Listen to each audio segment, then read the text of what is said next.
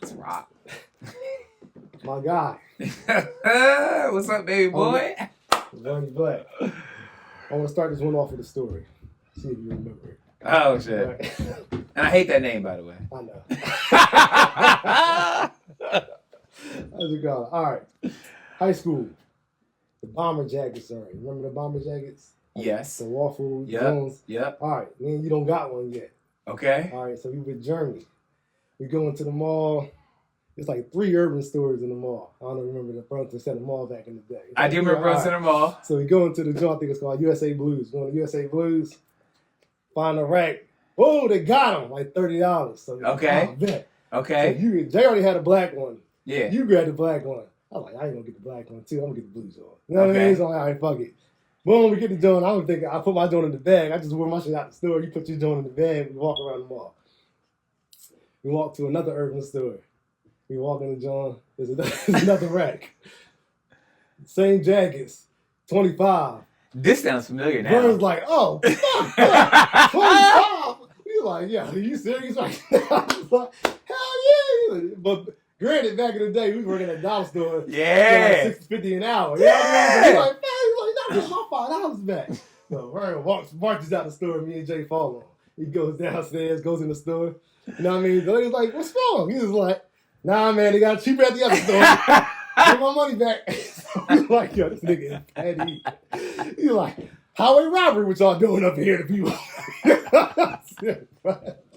Highway robbery, what y'all doing to people? You know what I mean? Give my money back. So the lady, you know what I mean? She's still trying to be nice customer service, give Vern his money back. So Vern, boom, out. Go back to the other store. So me and Jay just talking while you walk back in the store and you going through the rack. So you know, the hangers on the rack, back and forth. Me and Jay talking here. Oh, it's gone. You like, you look good. You say, don't got my size.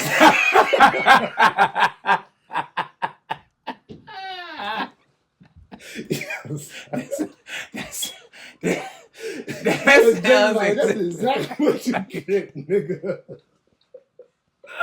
Yo, yes. That shit was so yes. funny. Yes. Yeah. You know what? That shit popped in my head last night. I was crying, man.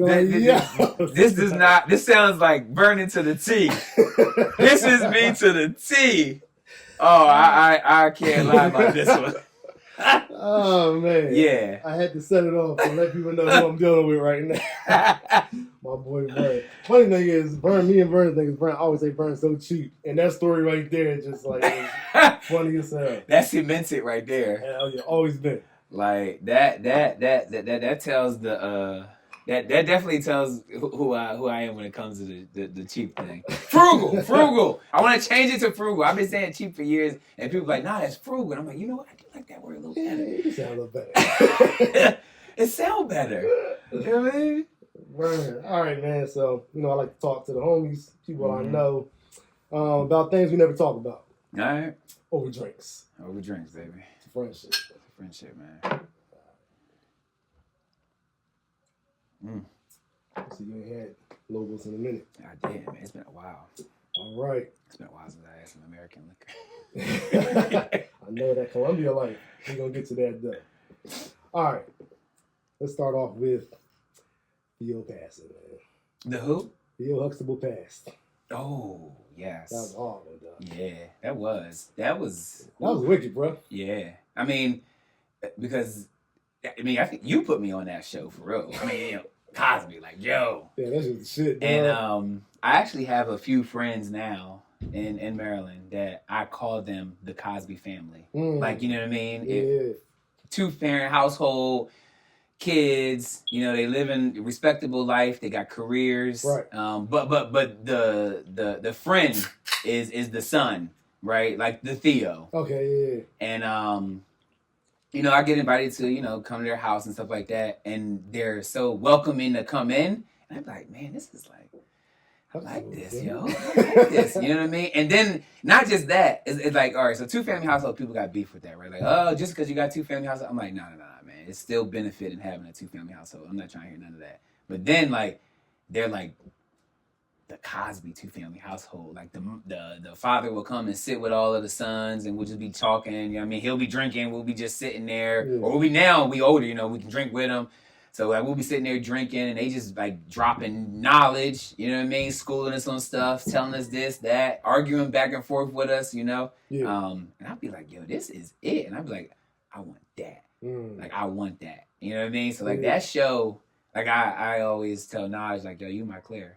Like, you know what I mean? Like this is like you my Claire. Like this is what I want. Like I want that Cosby life. Like I love that. You know what I mean? I ain't trying to hear nothing about the jail shit. Gary say, did it change? Look, does the Cosby trial change the way you look at Cliff? No. Me neither, dog. I know.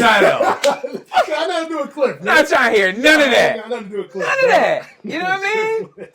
I'll run an episode back in a minute. Got nothing to do with Cliff, man. Nah, yo. Like, I mean, you can't.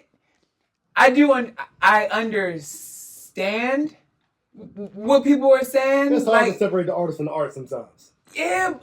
Sometimes. It's situational. But, and no, he's foul all the way. But you ain't never Cliff image up in my head. What he got going on, I clearly understand that. And I was more familiar, because of the show, like, you know, Bill Cosby was old when the Cosby Show came out. Yeah. So people that know him from other stuff, that's a whole other generation. Yeah, I know Cliff. I know Cliff. I don't know Bill. I know Cliff. I don't know Bill. You know what I mean? I don't know Bill. That's who I know. All right.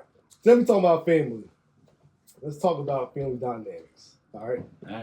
Looking back on your life, what was life like being raised single mom? But you know what I mean, like your story, like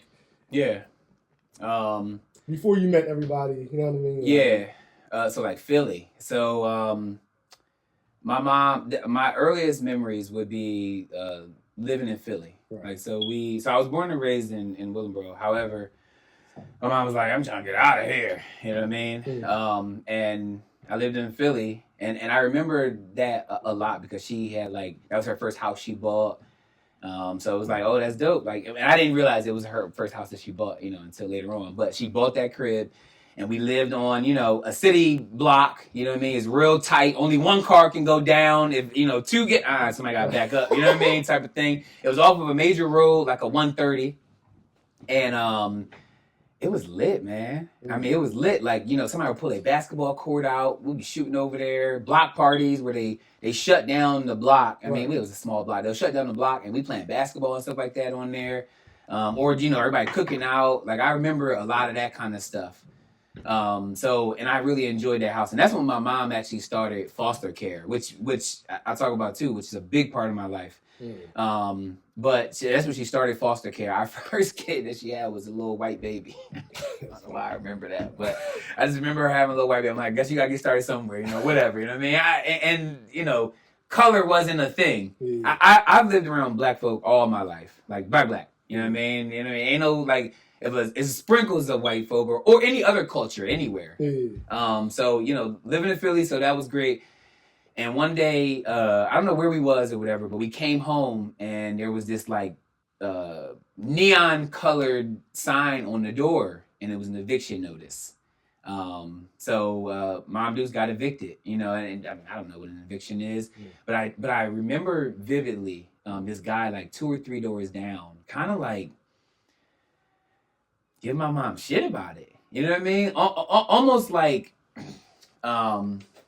not laughing, but kind of see, that's why you need to handle your business kind of thing like that. I'm like, now I look back, I'm like, that's a single mother, you know what I mean, with 2 kids in the crib. You know what I mean? She doing her best. Yeah. And she had a daycare in there at one point. She was doing the entrepreneur thing and the foster care thing. So I really remember a lot of that part. And then we had hopped houses for a while. So we lived in what is now, what was then my stepfather's. We lived in his brother's house. And they weren't married at the time though. So my mom got married later on, but she was living in her brother-in-law's house with him and his wife. And we lived downstairs. So we lived there for a little bit, living somewhere else, finally got an apartment. But this is all in Philly. I guess it got too tough, right? Just living in Philly. So we ended up moving to Jersey, living with my grandma, and that's when I got to Willingboro. What is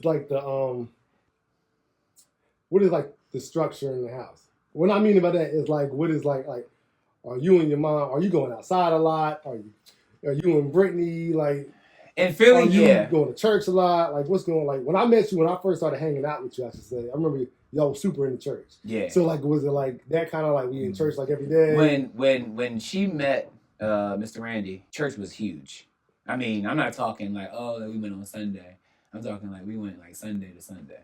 Like, you know what I mean? Like, you know, Sunday obviously is the main day. Everybody know. You know, Monday is something random happening. You know what I mean? Tuesday is something random happening. You know, and I'm talking like, oh, we got to go there because she got usher practice. Usher practice. They got to practice how they going to hold their hand up, how they going to usher people in the thing. New bulletins they got to pass out. Wednesday's Bible study. Thursday's revival. Friday's youth service. Saturday is, oh, they're going to bring the basketball courts out and the kids can play. Like, we were in church, like all the time. So like that was like her rule that she even has for my brother now. It's like, yo, like, you know, we going to church. Like, you know what I mean? I don't care if you're in high school. We going to church. Okay. So yeah, that was big. That was a big time. So household was like that. In Philly, for the most part, we lived just my mom and me and Brittany. And then eventually we got an apartment, and then maybe my brother Matthew would come around here or there and stand there and stuff like that, because that was Mr. Randy's son. But then after we moved to Jersey and was living a little bit with my grandma, then we got an apartment, and then it was all of us together. So once again, still a lot of church, because Mr. Randy was he had a big role in the church, not like an usher. He was like, you know, sometimes preaching on days and stuff like that. And Mr. Randy was an evangelist, like well known in Philly too. So matter of fact, you know what Saturdays will also be sometimes? Going out in the streets and preaching the gospel to random people on the street. You know what I mean? like Jehovah's Witness thing, but we would be out there passing out the little small, what are those called? Little pamphlets, but they're a book though, with a story that's in the Bible. We would pass those out, you know what I mean? So little kids passing them out, stuff like that. That's what we did. We did a lot of that. Yeah, church was big time. And it's interesting. There's passages in the Bible that talk about this. But you know, like basically raise a child up in the church, like as a child, and they'll eventually come back, or they'll kind of stay with the church. I know I'm butchering the joint. They're gonna get on me about that. They're butchering it, but I have slowly begun to come back now. You know, my friend group, and I don't know, so just life. I guess it's naturally happening too. It happened in a little bit of counseling too, and I'll talk about that too. But it's also kind of like just naturally happening. So it's interesting how it's just kind of coming like full circle. So there's not a lot of free time. Nah. So I'm not running the streets. You know what I mean? I'm not like nah. But I mean, I think it was literally 50-50 good and bad, right? It's like, I think that was her way of saying, I want to keep my boys out of trouble. Right. I mean, keep my kids out of trouble. Didn't work so well for my sis. She was always in trouble. But it had a strong emphasis on me. You know what I mean? So like I didn't get in trouble. Like, you know what I mean? I was not a troubled kid. You know what I mean? And then I ran into a good friend group that y'all didn't get into like. When I say trouble, I'm talking about like busting windows in cars. You know what I mean? I'm not talking about the little random whatever. I'm talking about like stuff like that. And I was never really in trouble, you know? So I don't know, maybe she had something. I think she had something, but I do think it was a little too tight. I have to say that. It was a little too tight. Like she has this hovering kind of like helicopter parenting to her that I don't think is good. I see it in my brother a lot more. And I think it's too much a little bit sometimes. What was there? All right, so I asked that because, all right, so I met you 6th grade. Yeah. I remember meeting you on the block around Cannon Creek. Yeah. And then I met you. The first time I saw you, I'm like, everybody was talking about you because I guess I had played basketball and outside the courts. Yeah. And apparently Vern was getting busy. You know what I mean? I can do a little bit. Vern, all right, you Vern, all right. You know what I mean? So I'm like, I don't know who the fuck they talking about. You know what I mean? I never seen Vern before. So Vern comes up the block one day. I'm at Crankhead. I'm at Kansas Square. I'm like, who the fuck is this? Like, the picture didn't register. They're like, yeah, both from Philly. You know what I mean? Yeah. You did not fit the profile. I'm like, not at all. Not at all. So you know what I mean? So then you went to school with us the next year, 6th grade. Yeah. And once again, I don't know how. School. I think I saw you first at school. We was in Miss Johnson class. I saw you first at school. Yeah, y'all told me the y'all part. First, yeah. First of all, you got good basketball, and I thought you was nice. And then I remember they was like, yeah, we got a new student coming. I mean, he's from West Philly, wherever you was from. Right. So me and Jay, I used to sit next to Jay. I'm like, oh shit, man, Philly coming. Okay, what's this about to be like? You know what I mean? Like, well, I got Philly in the class. You know what I mean? I'm like, all right. Then Vern walked in. I'm like, man, this ain't no like, you know what I mean? Like, not what I was thinking about Philly dudes about to come. Yeah. So that joke was mad funny. But we was cool, but we wasn't like tight. Like you said, we used to be in the crib and shit. Like, yeah, you know what I mean? And then I saw you at Can Grip a couple times, and then niggas was like, man, Vern sucks in basketball. You got one good game, like, I guess you got busy the one day, and that's it. Yeah. I show it off. Like, I gotta prove myself. Yeah, man. So then, all right. So then, 6th grade. That's it. Oh, 7th grade, I leave. And then 8th grade, I run into you again in Edgewater. Mm-hmm. Yep. And then, and we knew each other, but we still didn't hang out like in 8th grade. Like that. Nah. 7th and 8th, I was at Ridgeway. Yeah. Yeah. So I remember he's the first person I met over there, and then he's like, oh, everybody like, yo, who the new boy? He's like, oh, I know him, yo. Yeah. And then you started politicking. And shit. And then I like kind of, because I used to be outside. Right. With Rick and Booby and so I used to be outside with them, and I was like, we didn't really hang out like that until high school. So then high school comes around, that's when we really got close. You know Right. So, but I noticed that, you know what I mean? Like, you used to be in the crib, or like, around the time I would try to get you to come out, like, you're like, nah, man, I'm just chilling today, you know what I mean? Did it click? So when you did start coming around in high school, you started hanging out with us more, then you would start coming to my crib after school and shit like that. And then, like, you really broke out your shell. You know what I mean? I noticed there's a whole new life out here. It's a whole new world. People outside. Did you like, did it click for you? Like, oh, what the fuck was I doing? You know what I mean? Like, did you realize, or when did you realize that you were getting, like... older. Much older. Yeah, I think that... I always think that sometimes that I'm doing what everybody else doing. Like even today, like I'll be thinking, like you know, like I'm an adventurous guy, like, you know what I mean? I'm thinking it's just normal. I'm throwing whatever. Matter of fact, a perfect example. I train my boys, like in basketball, football, whatever. Like I do a lot of it. I'm talking like weekly. We'll go out and do training with them and stuff like that. Like, and my mindset is that, all fathers is doing this. Like every father is taking their kid out 2-3 times a week and going out and training them. I'm thinking that everybody's doing that. So I thought everybody was doing what I was doing.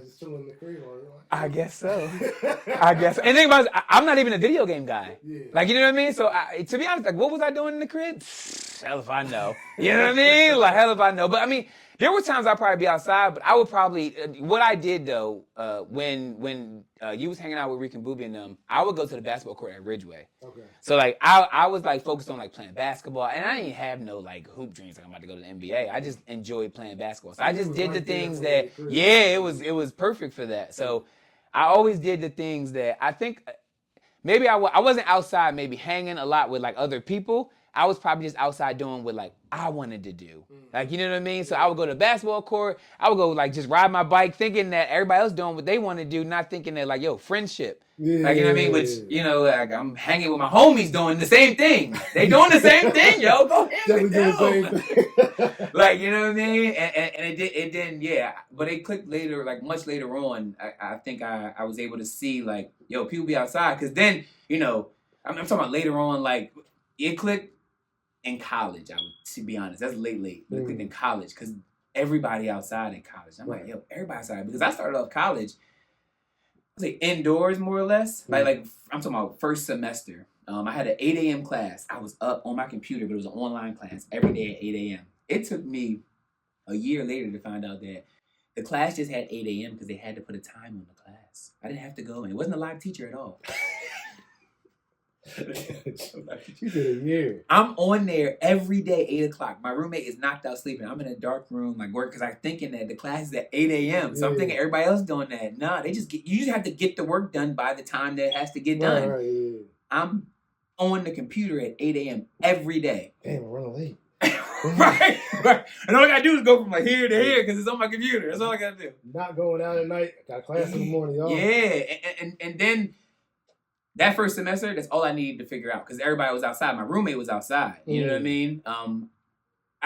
once again, I always think there's pluses and minuses though. Like you got to find that balance. Like I think I was indoors too much, and then I also see the people that was outside a lot, and I could see how the life trajectory has completely changed. You know what I mean? Like I see that, so I think I've learned to like find that like nice balance. You know what I mean? All right, so let's now I'm gonna backtrack again. All right, to high school. All so right. when you do start coming around, like I said, you broke out your shell, and yeah, from freshman year to sophomore year, you were a completely different person. Yeah, I mean, you went from like S-curl glasses to cornrows. Not what glasses no more. You know what I mean? Like it was crazy. You was like energy, and it wasn't no more like you know what I mean? Like quiet, Vern. Like, do you remember shifting gears? Like, I remember when I first cut my hair, and it was a New Year's party, and I had this like. I had like Nike boots on, some like colored jeans on, and this shirt, and I had cut my hair, and nobody knew. And I walked into the New Year's party, and I was like, "Yo!" Like I remember that. But from like in school, I do remember the shift though. I think I don't know. I remember the shift. I don't know what actually happened. I think I kind of started to come into myself. Right. My mom probably like let go of the reins a little bit. Like you in high school now, you know what I mean. And I was always the kid of hers that was like ready to go to the next one. Like I was always asking, which is crazy because my son does it now. Like, all right, like day after my birthday, like I'm 5. All right, when I'm 6, you know what I mean? Like I'm always looking for the next age. So I think I figured that out. Like, oh, like I'm going to the next age now. You know what I mean? Like, so I think that was it. Like I'm in high school now, or like I'm really in high school now. I can do stuff and be me. And she like let go of the reins a little bit. You know, she wasn't helicoptering a lot. So I don't know. It was just like it just made it happen like that. And I was like, yeah, this is it. Like, this is what I like. Yeah, like I like this. Bro, funny dude, man. Completely different person. Looking back, like we just talking about friendships, and I'm gonna go somewhere else with this question after. Yeah. Did you realize at the time? So like we from East, you know what I mean, and being from East to us. It's, like a big deal, you know what I mean? But it is because you see how long the friendships have lasted and stuff like that, you know what I mean? Looking back, do you think that had an impact on you? Because I know it did on me, like growing up. You know what I mean? Looking back, do you see like having that circle, that brotherhood around when you finally came into it? Yeah. So Mr. Randy, my stepfather, was, he was in the crib, but he was my grandmother's age, but married my mom. Okay. So generationally, he's completely different than, if they were the same age. Right. So his work ethic was, I wake up early and I do work. Like, so he wasn't to sit down and talk to me and teach me, work with me with school, or throw the football with me and stuff like that. So me, coming into myself, I learned a lot of that from my friends. Because some of my friends had uncles in their lives that taught them something, that taught me something. Right. You know what I mean? And I take that to today. Like, I look at some of my friends, I'm like, yo, I love this about him. Like, I can't lose that friendship because I love this about him. You know what I mean? When I see some of y'all do something, I'm like, yo, he does that. You know what I mean? I'm always asking questions like, you know what I mean? Like, in fact, I asked you, I was like, yo, my son don't really like to read. What you do? We started cracking up. You like, I make them. I'm like, I'm in my mind. I'm like, yo, that's so fucking crazy. I make him, but it was just funny that like sometimes I don't like. Once again, I'm thinking I'm doing the thing that everybody is doing, right. Which is struggling through it, and I don't think nobody else is doing it, and somebody else is doing it. Yeah, like, you know what I mean? You struggling through it too. We just making them do it. I'm like, yo, that just helps me out so much more to think I'm not crazy and I'm the only one doing it. You know what I mean? So I learned a lot from that. So the friend group. Y'all had such a big impact on my life because y'all had a lot of that male leadership, good, bad, or indifferent around y'all that shaped y'all lives. And then because I was in close proximity, you know what I mean? Look at your closest 5 friends and he'll tell you who you are. Right. Shit, that's me to a T. Yeah. Like, you know what I mean? Cut off a couple people over here. Like, yo, I don't really want to do that. Yeah. My other homie ain't doing that one. So you learn. I learned a lot through that, yo. I really did. Yeah. Nah, I get that, man. Nah, I definitely had a big impact on me. Yeah. Yeah, you know, I got 5 sisters, but the closest one, I'm the oldest, and the closest one to me is 7 years younger. Yeah, right. I'm outside trying to figure it out. You know what I mean? And luckily, you know what I mean, you had that circle around you, so you wasn't too lost. You know what I mean? Right. And then we had a good balance in the circle too. You know what I mean? Some people was wild, and then you had like a Paul who was smart as shit. Right. You know what I mean? Yeah. So, you could the circle is lit. Yeah. I mean, we. Like there's a couple books that come. The book that comes to mind is The Pack. There's a book called The Pack of brothers and or homies. I think they're brothers actually. No, but homies. I know you're talking about. Yeah, but they was tight. You know what I mean? And I think about that like when I look at my friend group. You know what I mean? Like I be trying to like tell Naja, my wife, like about that. Like yo, like you gotta look at that stuff. You know what I mean? Like really look at our lives. Like we kind of lit for real. Yeah. Like you know what I mean? Like we wasn't in trouble. We played sports in high school. Even in and out of high school, right? With boxing, like that ain't a high school sport. I mean, you did that, committed to it. Some of us had 2 family, mother and father in the household. You know what I mean? Like, it's some good stuff. We did good in school. Like nobody was like failing out or anything like that. We wasn't suspended, in trouble. Like we knew the principals because they liked us, not because we was in the principal's office. You know what I mean? The principals knew me because of my sister, not because of me. You feel me? Like. I mean, we was really a good group of kids, like, you know what I mean? And our parents, actually, I would say they kind of like that, too. Like, I think some of them knew others, like, oh, okay, like, yeah, good kid, you know what I mean? Stuff like that. So, I don't think, I've never had my mother come to me and be like, and I don't know if anybody else did, but like, yo, I don't really want you hanging out with, you know what I mean, X, Y, and Z. I never had that. So, yeah, that's powerful. Yeah. All right. So you go from being in the crib to finding yourself in high school, right? Right. And then you get snatched away from all that in college, like you said. Yeah. And now you kind of like retract back to like, I was in the books, you know what I mean? Yeah. So, and then you end up pledging. Mm-hmm. What attracted you to the fraternity that you chose? Yeah. So all right. So let me go back in your question a little bit too. So another reason why I locked into school so much that first semester was because, and some people notice, but a lot of people don't really notice about me. I'm the jock, right? I mean, I varsity cross country 3 years, varsity basketball 3 years. I'm in robotics clubs. Like I'm doing stuff in high school. SAT scores were trash, like really bad. So all of my top schools that I applied to, all declined. I have all denial letters. Nobody accepted me. A couple schools may have said you got to come the next semester, kind of thing, because I guess I didn't meet the criteria for that class.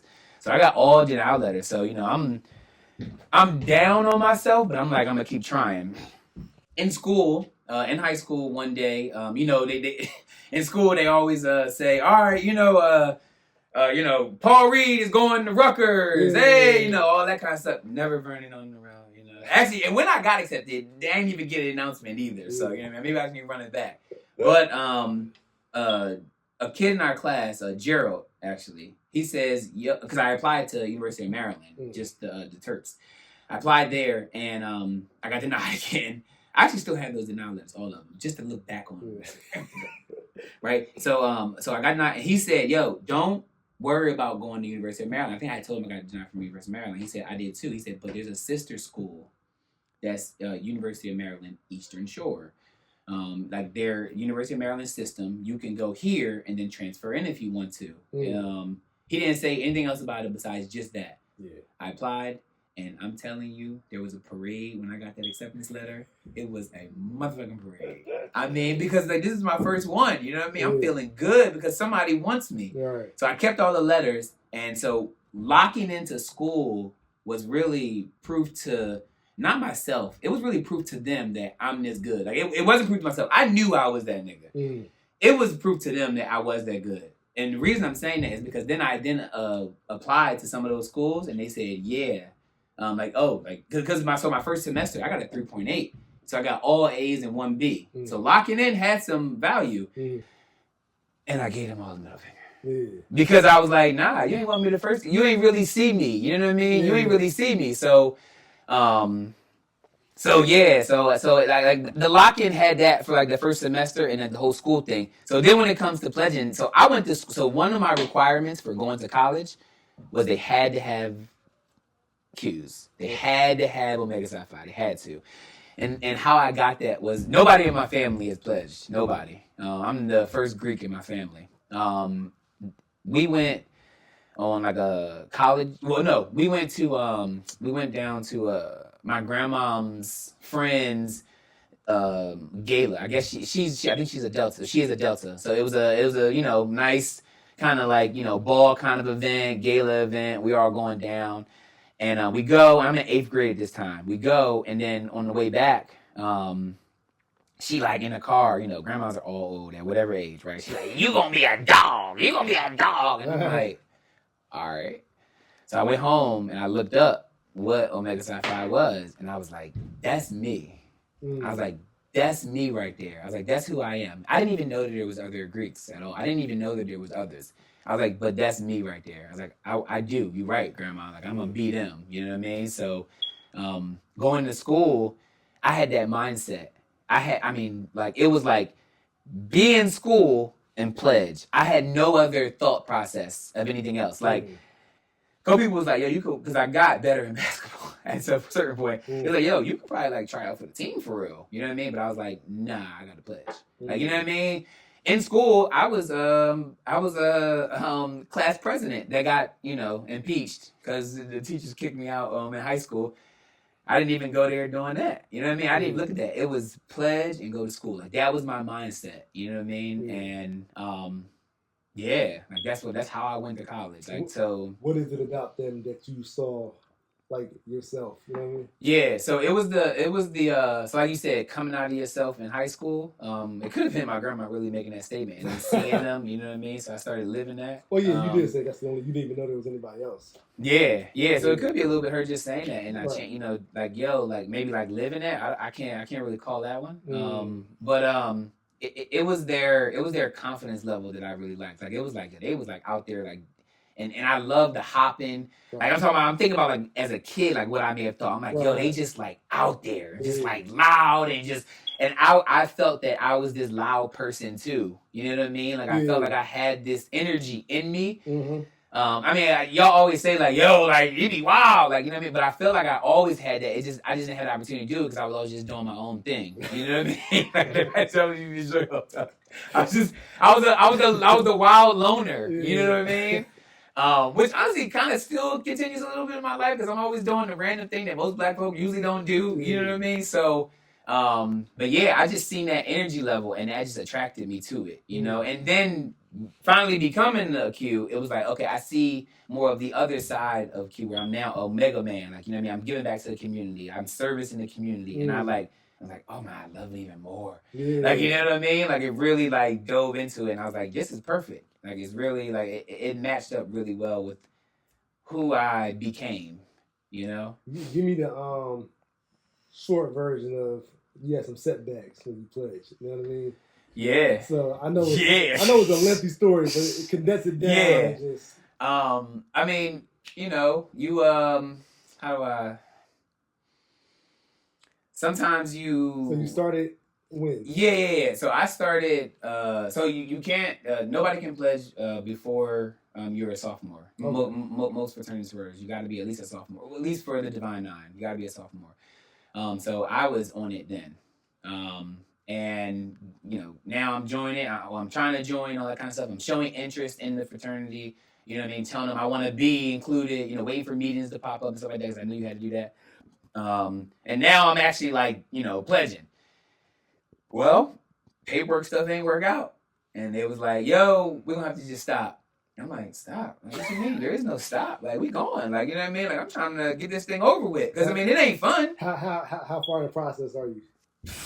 Like a couple weeks. All right, so yeah, we at least like because if I had to say the full process, we at least like a month and a half. Oh, that's a lot. That's a lot of time. You know what I mean? Because it ain't just one of those like you living it. You living it, and it's not just at nighttime. It's one of those like everyday things. Because then when you see something like the night just happened, and then you see somebody, you don't want to be around them. You know what I mean? You don't know what's going to happen. You don't know anything. Yeah. You don't know what's going to happen if they tell you to do what you did last night right now, and I'm on the yard. Yeah, you don't know that. You don't know anything. Yeah. So you don't want to be around them. So I went back to what I knew to do. I went to get my food, and I was back in the crib. Yeah. You know what I mean? So I did a lot of that. You know what I mean? I did a lot of that. But I mean, I was still outside, but in places that I'm like, yeah, they ain't gonna be here. You know what I mean? So I did my stuff kind of like just different and moved different, which introduced me to different groups that I was still call friends to today. Yeah. You know what I mean? So, but yeah, total time, 2 years. 2 years. And how is this like? What's the fastest it can be, or like what's it supposed to be? The standard? A school year. I mean, a school semester.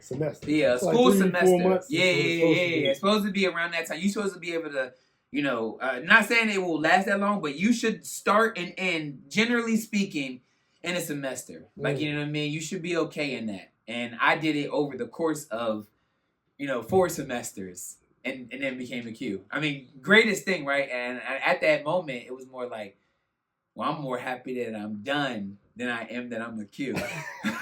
Like, you feel me? I mean, just, just being blunt with it. You feel me? I'm like, yo, I don't got to do that no more. Yeah. You know what I mean? And, and being fully transparent, I hated it afterwards. Like, the second I was done, I still had that mindset. I don't want to be around the Qs. Yeah. Like, you know what I mean? I've hated them for 2 years. Like, not hate, but like, but you gotta figure out how to break yourself out that mindset. Like, you know what I mean? And do that. And there's ways, and there's a lot of stuff that happens in that realm and stuff like that. I mean, there's a lot of stuff that can change that. And you learn that too, but you gotta take some onus and be like, sit with yourself and be like, yo, like that was that, and now this is this. And if you don't do that part, it's gonna be tough for you, bro. You know what I mean? It's gonna be tough for you. So, but at the end of the day, it was a really good journey for me. You know what I mean? It was a really good journey. Like I learned a lot. I kind of came into myself. Learned in that life, and then lived that for the rest of the school year, and still living into today.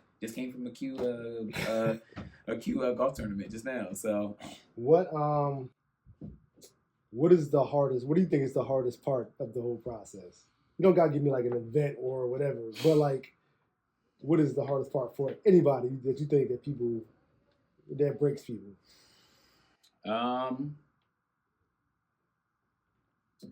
You, especially today, you gotta humble yourself. You know what I mean? You gotta humble yourself.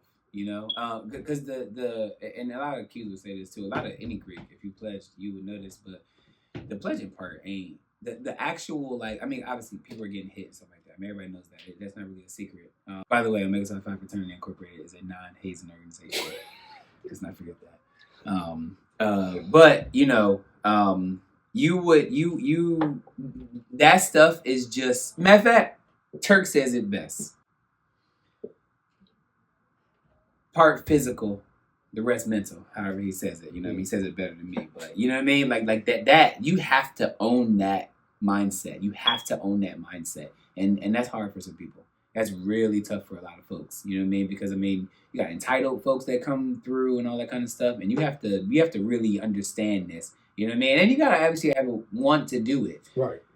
So that could be really tough for some people, for real. How did it change you as a man? I guess I'm gonna give you a book answer with this one, but I really do live by the principles. So the principles and the motto. Like, if I just had to like leave it at that. So our motto is friendship is essential to the soul, and like I probably said it too fast just now, but like if you really think about that phrase, like friendship is essential to the soul, and I just told you how important my friends were and molded me back then. You know what I mean? Like me watching them and stuff like that. Like, that means a lot to me. Like, you know what I mean? Having a true friend. Like, we're not talking about your spirit, your physical. We're talking about the soul. You know what I mean? That's deep to me. You know what I mean? So, like, that changed me a lot. And I really love that about it. And it kind of, like, shapes how I design my friendships, I guess, more or less. You know what I mean? Like, I challenge my friends. I expect my friends to challenge me. I'm always telling somebody, like, yo, hold me accountable, too. You know what I mean? Like, standards. Get me on the path. You know what I mean? Yeah, tap me on the back. Yeah. You know what I mean? If I'm doing something wrong, tap me on the back. Duly know it's gonna come back. You feel me? Like, you know what I mean? It's gonna come back to you. Just be aware of that. But we're not about to get better if we're not doing that. You know what I mean? Growth. And then our principles: manhood, scholarship, perseverance, uplift. So man, just being a man. scholarship is whatever endeavor you have for like growth and work and like the workspace kind of thing. You know, doing your work, studying in that scholarship, which would be in school is just, you know, doing good in school. Perseverance, pushing through. Oh, I mean, I was online for 2 years. I mean, you know what I mean? Right. Like, and it not giving up. And then don't forget, after you've done those 3 things, turn around and lift somebody else up. You know what I mean? Like supporting the community. So like I live those principles and I really love the motto. So I would say those things I think are good qualities of a man that I try to live my life by. College happens. Yep. You find your lady-to-be wife. Yep. I'm fast forwarding. Yep. Y'all get married, right? Decide you want to have a family. Yep. It's not as smooth as a process as you thought it was going to be. Can you walk me through, because there's a lot of people going through the same situation. Yeah. You know what I mean? I want you to shed light on your journey through that whole process. Did you know it was going to be challenging going into it? Nah. All right. So so Naj, she doesn't get her period. She went to the doctor, and the doctor told her like, "Oh yeah, you can't have kids." Like that was the blanket statement that she got. You can't have kids. You have a condition called PCOS, polycystic ovary syndrome. It basically means she gets cysts on her eggs or her ovaries.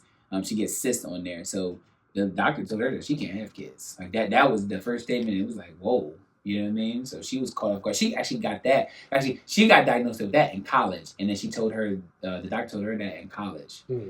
So she was like, okay. And then she's a kid, she ain't worried about it, so she never paid no mind to it. But then remembered that happened, and we're now trying to have kids. So we go back to the doctor again, you know? So she goes through that, and so we're figuring out her.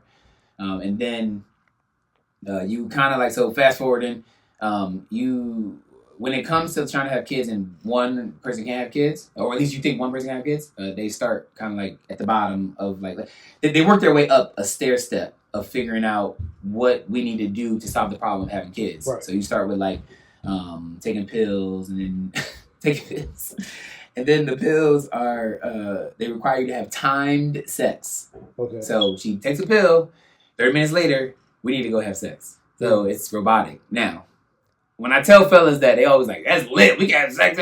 It's not, yo. No, it's not. It is not. It's not cool. I'm talking like, I'm sitting here on the computer. It's pressure. She just took it, and she like, yo, you know what I mean? We got 30 minutes for you to, you know what I mean, deliver the package. And I'm like right now, I'm kind of like, you know what I mean? I'm in the middle of doing something. I got to like, all right, let me get myself together. You know what I mean? And then go, that's not how it's supposed to be. That's not how, you know what I mean? Yeah. So that was annoying. So we kind of fast forward through that. And then, and how long were you trying that for?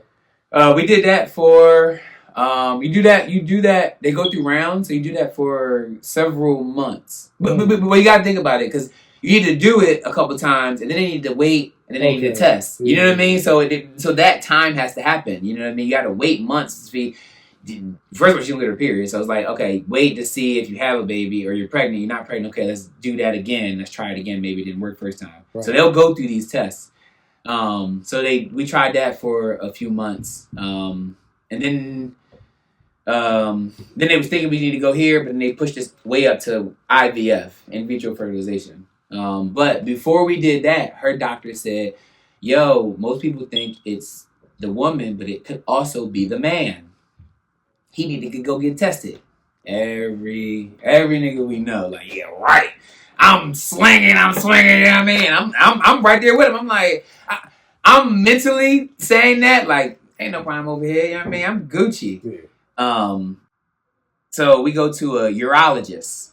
So, you know, he got to get down there and check. And he's like, all right, come on in. It's a regular old room. He's like, all right, you know, drop him, and he got to check.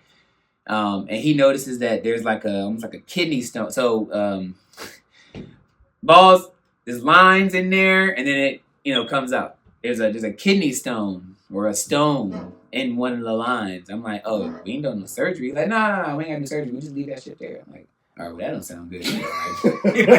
Your option. Yeah. So what actually, so, you know, not to get too vulgar, but something comes out, but it's not from the ball that has the kids. The kids don't come out. The other one, like semen comes out, but kids don't come out. And then they come out, they could be like dead ones that have just not came out yet. So way too much. Anyway, so we figure out, oh, we both got it. So we both have fertilization issues. That's crazy. You know what I mean? Not knowing. Nice. So they got, for me, they got to extract it out. Because it's alive. Like, once they took it out, it's still like, all right, well, let's see if he still got some. Swimming. Bunch of little niggas in there. You know what I mean? But they just can't get out. Yeah. So they had to extract from me, which is a quick little surgery. And then they also do a process for her where they take the actual eggs out. Oh, here's a little tip that people probably don't know. A woman, any female, is born with their eggs that they will have for the rest of their lives. Yeah. So, like, your grandmom held her great-grandchildren if she had a daughter. You got it? Eggs.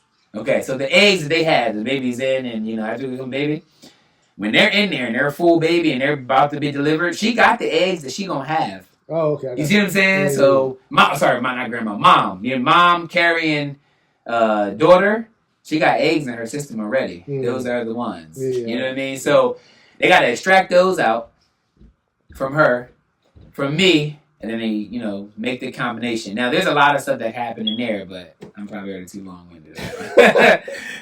All right, so that's why people need it. Yeah, you never know. So what are the conversations going on in the house? Our house. Going through this whole process. Is it like just, or is it like, yo, I don't even, like, is it stressful? Is it like, yo, I don't even know if this shit might not work neither? Is it like, yo, I don't even know if we're gonna do this. Yeah. Is it safe? Yeah. I'm quite sure it's not just happy-go-lucky. You know what I mean? Like, it's perseverance. To be honest with you, it really is. It's like it's almost like, all right, what's next up? All right, oh, that didn't work. Okay, what's next up? Oh, so you guys are just like what we gotta do next? The only tough conversations were financially. It is expensive. It's really expensive, and most insurances don't cover any parts of it. So you come out of pocket for a lot of that. You paying for them. You know, you paying for the surgeries, you paying for the extractions, you paying for them to make it. I'm still paying for them to hold the babies in the refrigerator in Bethesda, Maryland right now, like monthly. You know what I mean? Because once they put them together, it's an actual 2-week child, and then they freeze it. So we ended up having, because you lose a lot that comes out too, not the male but the female. So once they take those eggs out, then they got to kind of like let them ferment more or less, and you may lose some in that. So we came out 14. Then she only had 7. She came out 14, and then some of them started dying off, stuff like that. And then once they put them together, we ended up with only 7 embryos. Embryos are actually babies, basically. Then they just take the embryo and they put it in the baby. So we're just taking process to process in the household. Like, all right, what's next? What's next? Like, what's next? You know what I mean? The only, like I said, the money is really the hard part. You're going to have to find some money. That's one thing. But another thing, too, is, and I got to really say this, too, is it's hard emotionally on us. That's what I was talking about. Yeah. It is hard emotionally, but it's hard emotionally from because, you know, so another part of this, too, is they enlarge her eggs before they take them out. So they force periods on her. Like, they got to do medicine so she can force her period. They're also making the eggs get larger so they can actually extract them. Meaning, I always tell her, and when she watches, she's going to laugh. I got my associate's degree, and I've got an associate's nursing degree. Because you got to give shots, which everybody probably seen or know. You got to give shots. So I'm in the kitchen giving shots. I got to, they give me a little vial, needles. We got bags of needles. We got vials, bags of vials, and all that kind of stuff. Big needles, small needles for different, when we got to give it to her, and time and all that kind of stuff. Once a day, twice a day. And I'm in there like, all right, you ready? And she crying, and I'm like, all right, well, got to go in. So that emotional toll continues. And then there's a lot of hormones that she's dealing with, you know what I mean? So I'm more happy-go-lucky trying to be, because I got to be the support system for that. And then because we're not outside, because she's, not feeling well or sick. She could be sick a whole week because it's just whatever the medicine is putting in her. So she's losing a lot of that. We lost a couple friends. Yeah, I mean, because it was like they inviting us to a bunch of stuff, oh, this is a good event to come to and pull up to. And we like, yeah, we commit. that morning, Naja's not in good health. You know what I mean? And it's like, all right, man, you got an option here. You gonna go without her? Or you gonna stay home with your lady? I 9 times out of 10 chose stay home with the lady until, she was like, all right, like you go to this one. You know what I mean? Stuff like that. But people will be like, oh, we're not gonna invite y'all to stuff no more because y'all probably not coming. It's like, we going through this. And it pisses me off so much about that because we blogged our entire process. So it's still out there. It's on like one of those websites, and we took videos, and because we didn't want to, it was hard emotionally for us like together. So I guess that's why I kind of say we just moved on to the next one because we talked about it. She wrote pages of like, oh, today's one of these, just blogging. Very therapeutic. I videoed because I can't write for a lick of nothing, you know what I mean? So I videoed a lot and I would post it on this blog site. And it's a whole long blog of just our entire journey, you know what I mean? And we got into the IVF world, meeting new people that are in that same space. So we did a lot of that. But, Naja could be emotional one day and not emotional one day. And then we missed this and then go here. And then, all right, well, let me hop on the blog real quick and blog something about it, So it was a lot, but we just literally just kept just moving to the next thing. And now, I mean, we got 4 more left in the fridge.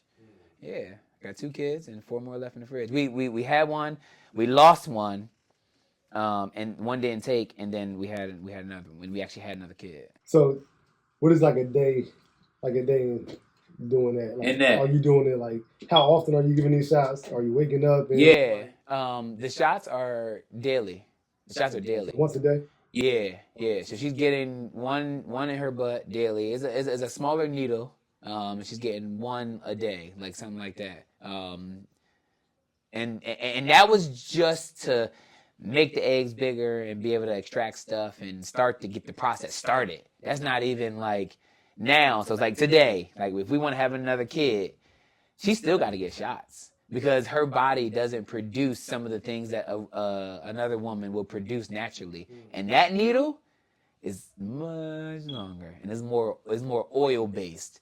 So that is a conversation when we talk about having a new kid. Is like, yo, I really don't want to get those shots. And I'm like, and from my perspective in itself, it's just like, but it's just shots. You know what I mean? Like 18 years, shots for, but I can understand though, because, you got to do that, and I ain't no nurse. You feel me? Like I ain't doing, the bigger needles are harder to do because poking through flesh, people think, yeah, I'm going to stab somebody. Yeah, poking through flesh ain't that sweet. You know what I mean? Flesh is kind of thick. You know what I mean? So like a couple times, you know what I mean?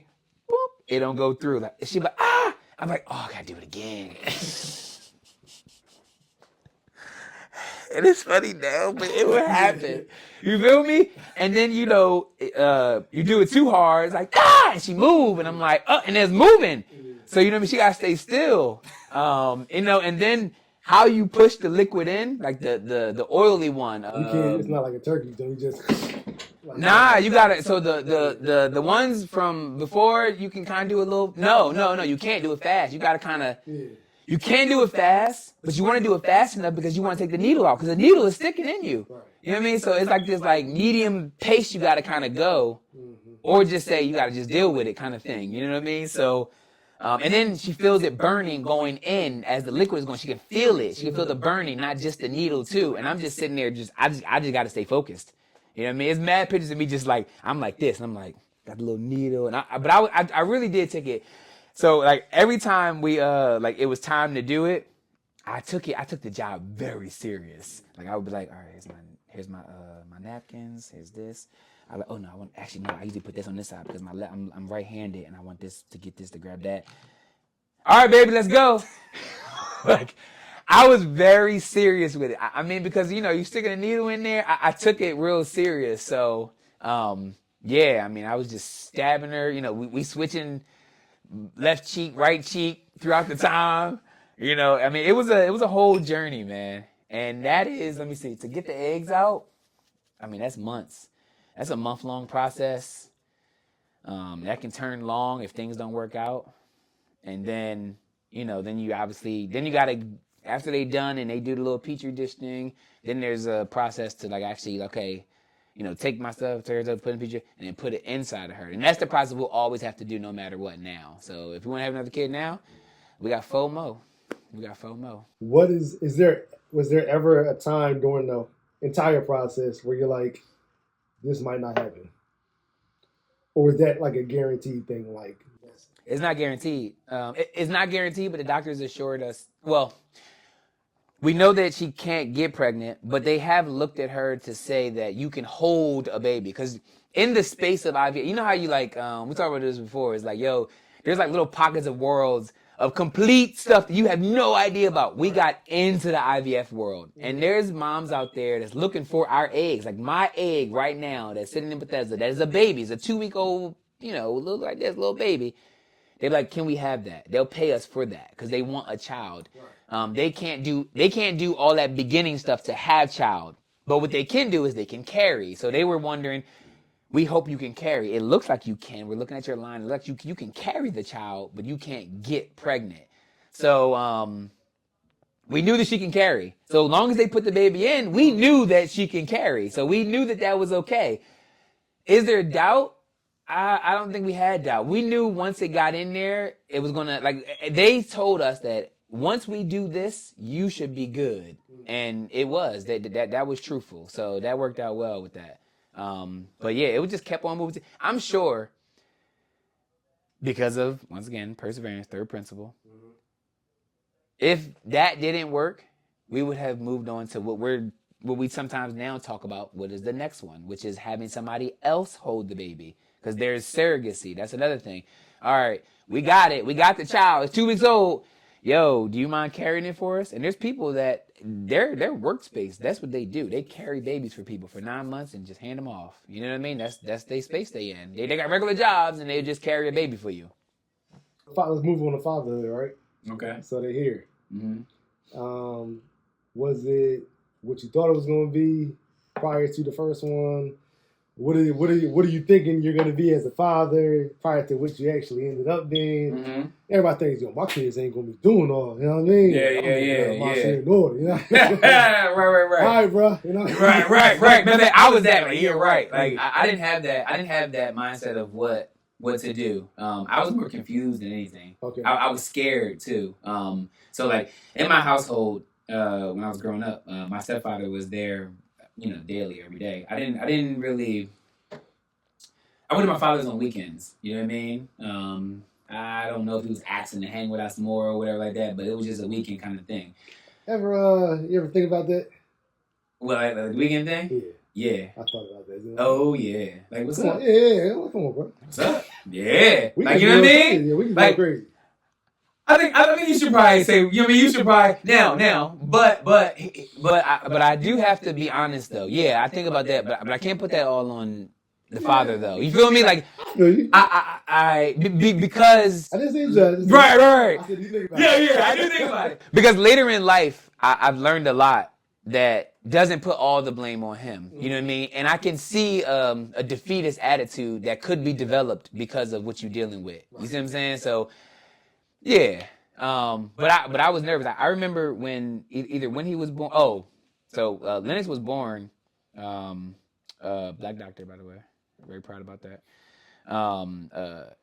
He ended up having a broken arm upon birth. Like came out, broke arm. Most kids that are born have a broke arm up here, like their clavicle or something like that. Hopefully that's the right place. I don't even know, but his was broke right here. So he went to the NICU. He was there for like a week and a half. They just kept saying, he's a crier. That's what the nurses kept saying. He's a crier. Prior to knowing that he had Prior to knowing. When they pulled him out, I heard the doctor say, check his arm. Yeah, because she had to yank him out because he wasn't breathing at a certain point, all that kind of stuff.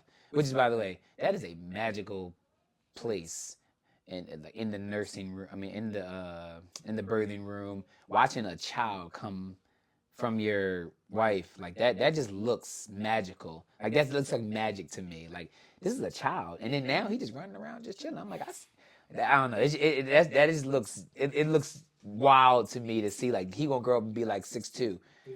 Like you know what I mean? Like I've seen that. I seen you born. Anyway, she yelled it like, check his arm. And we've learned later on that most happen up here.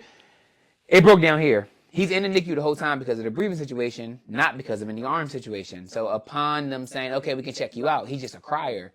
Naja literally is like, like wrapping him up and getting him.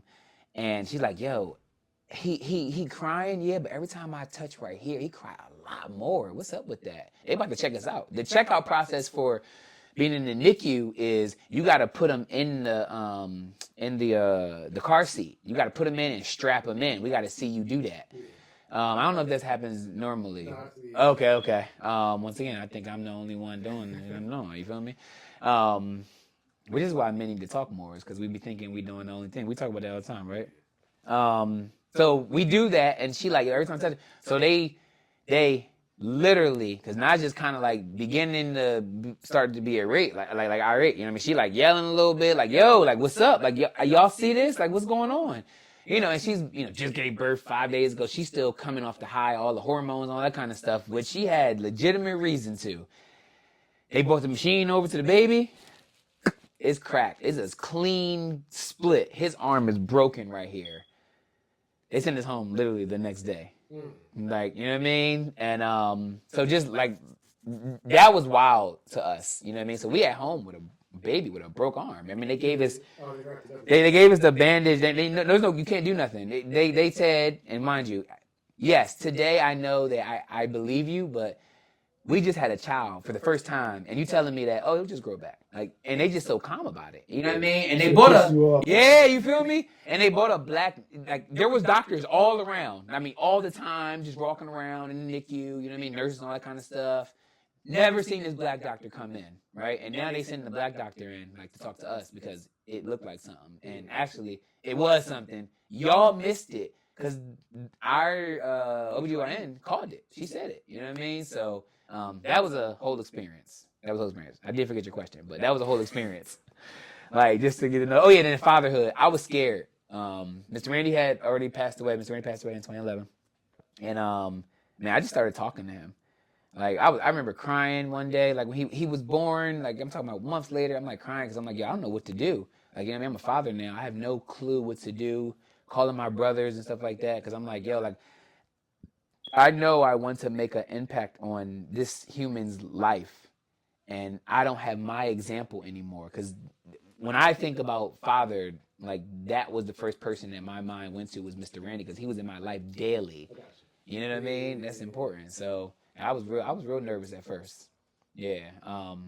I've since not nervous no more. You know what I mean? Now I'm like living it, learning that it is literally trial and error. I got my little test human, and I can do little tests on them. You know what I mean? Like, all right, let me see if I put stuff like right here, what they gonna react to. Like, are they gonna, if it spills over, is he just gonna naturally clean it up or he not? Like, you know what I mean? I could do my little experiments on them, which I do experiments on my family all the time. Like random, I'm talking about like little small random things. I'm like, all right.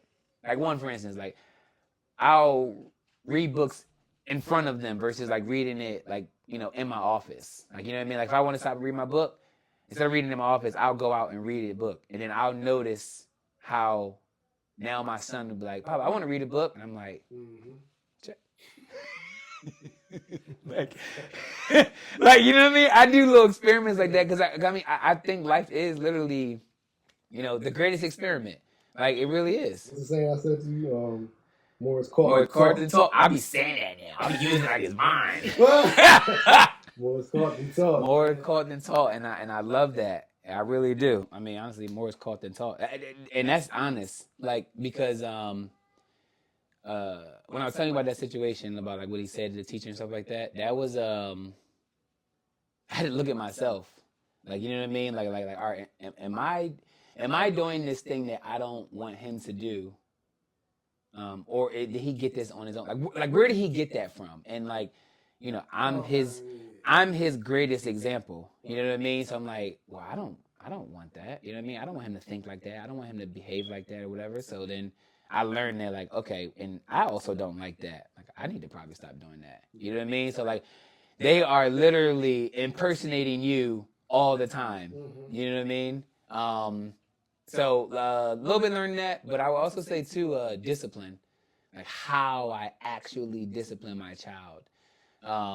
I started with yelling. That was how I started. Because you can get a reaction from a kid if you show anger and you yell at them. Like they're going to react because they're like, whoa, like he just like tripped out. His voice just rose and got deeper. And they, so I think that was one thing. And I was like, all right, I don't like that. You know what I mean? And then I moved to like little pops, like little plucks, like yo, and pluck them. Like, well, that's teaching him to hit people when he don't like something. So I don't like something that you're doing, and my first reaction is to hit you. I don't like that concept, right? So beating wasn't it, and my new now form of discipline, which I hope I don't move from because I really like this one, is they do exercises when they push up, and I got that from a friend, a close friend of mine. He does that. My boys sit on the wall in the chair with no chair underneath of them. That be eating they asses up. My oldest, wipe his ass out. He can't take it. He cannot take it. So when I learned it, I was like, I got a chance to use it now because I was getting on them. It was in the barbershop going nuts. And I got 2 boys. They always going nuts. But this was like the next level of nuts. You know what I mean? Like my patience too, I would put in that category too. I learned a lot of patience. Like you just gotta be patient. Like, yo, is that big of a deal? Nah, it's probably not. Like, you know what I mean? Let that go, bro. You know what I mean? And I can do that much easier than my wife, I would say. Like, you know what I mean? I'm like, yo, that's not really that big of a deal. Who cares? But they was going nuts in the barbershop. I'm talking like they got a couch in the barbershop. They jumping and running on the couch, doing flips. I'm like, yo. And I kept telling them to sit down. We left that barbershop. It's like, I got something for y'all when we get home. And I've been waiting to pull this one out. I've been waiting to do the squats. I'm like, let's go. Come on home. I was like, y'all gonna feel this wrath now. And you could tell the like odd nervousness they got. You know what I mean? They're like, I'm like, I told, because I yelled at them a little like, yo, didn't I tell y'all to sit down? And yelling in Colombia is not a thing. You don't yell at your kids in public. They are perfect little kids walking around Colombia. I mean, right next to your hip, you know what I mean? Like, our kids may, like, run up a little bit in front of you, like, when we're walking on the street or whatever. Not in Colombia. They, like, right here. My boys are not that. So, we get home, and I'm like, get over here. Sit in the chair. And they're like, all right. They sitting there. It wasn't no more than 5 seconds. I seen the face go from, because they sit in the chair like this, I seen the face go from, like, it immediately changed, and he stood up. I'm like, you know what you was doing in that barbershop? Put him back down. So my oldest, I mean, he started going nuts. Just when he cries, I mean, it's tears coming out his ears. It's crazy. It is insane. And there's a sense of like, I mean, like men are different with this. Like we can discipline our child, and we do feel like, damn, like that's a little tough. But we like, nah, you need this. In the Bible, it definitely says a person that doesn't discipline his child, like he who doesn't discipline his child hates himself. That's what something in that realm. I'm definitely saying that one wrong too. So all those church folk want to put a joint, you know what I mean? Correct me when later. But it's basically saying like, yo, like, later on in life, you're going to want them to have some discipline. Like if you're not doing that, then you're messing up yourself because you gonna have a kid that ain't disciplined. Yeah. He's sitting in that chair, it's going nuts, and I'm feeling it. I'm like, nah, you gonna eat this because you was acting crazy. So right, so he's on this side of the wall, going crazy, crying, screaming, tears coming from everywhere. The youngest one is over here. The youngest one is different. He is a completely different human being. He's sitting on the wall like, chilling. Right? Am I doing it right? So I'm doing it. He in it. And now I'm starting to get later. I'm like, my level is going up. I'm like, yo, this supposed to be working. Because this one over here, the only time he started crying, he looking at me because I'm talking to them and I'm telling them why they're doing something wrong, right? Why y'all always tripping. He like chilling. And then as this one starts to get louder, the older one starts getting louder, he look over him like, got, like almost like, got you. Right? And then start crying. But his cry is so phony. So I'm like, all right, y'all can stop that one. Get down and do push-ups. The youngest one, oldest one, arms shaking. I'm just like, yo, where are you right now? You know what I mean? Like there's a small part of my brain that's like cracking up laughing. You know what I mean? But I'm like, yo, this is insane, yo. It was so insane. So anyway,